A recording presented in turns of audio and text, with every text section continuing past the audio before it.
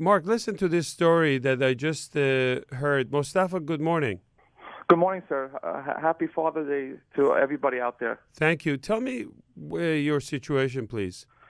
My situation happened in October 2014. I was having a lot of leg pain, and they wanted to do surgery on my back. And when I went to get a checkup, final checkup for the surgery to make sure everything on my blood is okay, they thought the PSA was wrong because it was very high. What was your PSA, and how old were you when you got the PSA? I was 42, and my PSA was 125. And they thought the laboratory made a mistake. And when I came back again, I did a second blood test. It was 140. Is there a family history of prostate cancer in you? No. My father has a little bit of prostate cancer, but nothing where he had to have surgery. It was all done through oral medication. And hold on. And they did a biopsy on you, right? Correct. And what kind of Gleason score? It was pretty high. I don't have the results. Okay, it was aggressive cancer. It was aggressive cancer, and when they did the body scan and everything, it came out to where it was to my pelvis, to my ribs, and to my back and to my leg. So at age of 42, already the cancer is spread to your bone? Correct. Oh my God! Wait 1 second, Mark. Dr. I'm here, Siegel David. That's an incredible story. Well, this is a real story. This is not some made up. And Mustafa is not my patient. You can say it on national radio. I've never met you. No, to cut you off, I was in a doctor's office, and like I said, I'm a New Yorker, and I always follow up the daily news. And when I read the Dr. David's story, I literally ran out of the office crying because this story that you put on the daily news, it reflects just exactly. You mean the Peter Latos? So yes, Peter Latos. Sorry to cut you off, doctor, because 2 years prior to that, I asked the doctor, "Can I get a PSA test?" And he told me, "No, man, get out of here. You're too young for this." Exact words. I'll never forget it. And if I did that test, I wouldn't probably be in the same situation where I'm right now. Let me get a comment from our medical doctor, Dr. Siegel. Mark, what do you say to this, to Mustafa? The biggest tragedy here, in my opinion, outside of life issues, is that medical world is too focused on death rates only. In other words, oncologists try to keep people alive once they have metastatic prostate cancer, but you've got it spread to the bones. You've got pain. It's a really, really agony existence.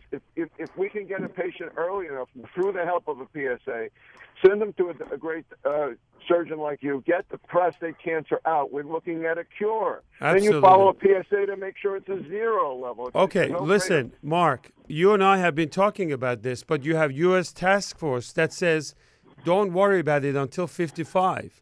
And people like Mustafa, and I will do everything I can to help him, but already he's coming in with PSA of 120 at 42. And I just wrote an article actually on Life Science that in the future, in people like him who have genetic markers like BRCA1 and BRCA2, same concept of mastectomy that Angelina Jolie is doing, there are some prostate cancer patients such as this where we may even do preemptive prostatectomy early on before it becomes like this metastasis. As we are able to find these people earlier, as we do better genetic testing, as we're getting more and more tumor markers that will distinguish between low risk versus high risk, then we will be better.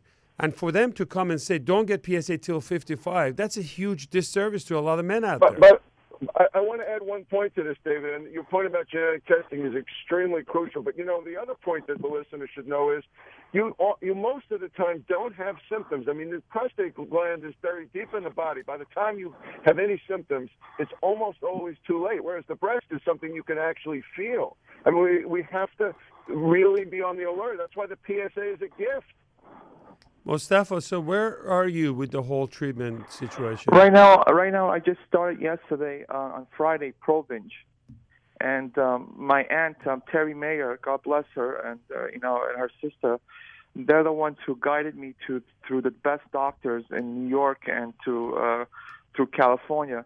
And ever since I'm in like a big time follower of you on Instagram and Facebook, and I've always been following you up.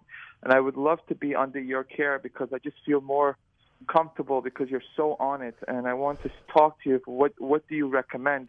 What's my next step?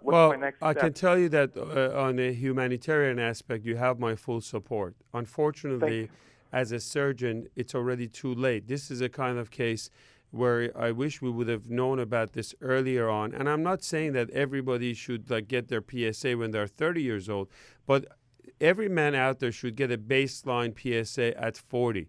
And then you look at to see what the trend is. And then you can have a discussion with your doctor whether you should go for biopsy or not, or what kind of recommendation you're going to get. But to put your head in the sand and wake up at 55 and then realize that it's already too late, it's just a nightmare. And I'm sorry that you're going through this. Is there hope for me in the future?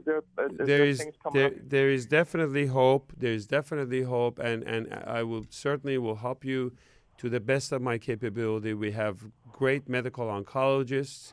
We have to see exactly how far along this is gone. Fortunately, with prostate cancer today, we see more and more treatment coming in, whether it's Xtandi, whether it's Provenge, which is a vaccine.